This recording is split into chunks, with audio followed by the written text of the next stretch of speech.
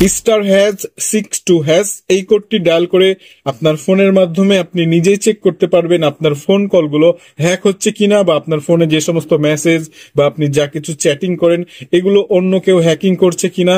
এটা আপনি কিভাবে বুঝবেন বা কিভাবে দেখবেন, আজকের এই ভিডিওতে আমি এটাই দেখানোর চেষ্টা করব। সো ভিডিওটা কিন্তু অনেক অনেক গুরুত্বপূর্ণ।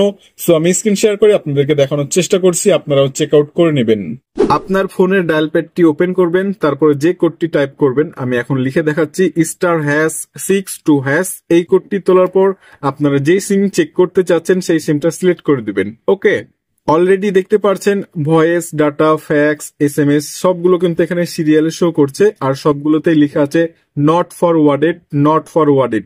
আপনাদের ফোন ক্ষেত্রে যদি শুধু ফরওয়ার্ডেড থাকে সেক্ষেত্রে মনে করবেন আপনার ফোন কলগুলো বা মেসেজগুলো হ্যাক হয়ে যাচ্ছে, মানে অন্যের কাছে চলে যাচ্ছে।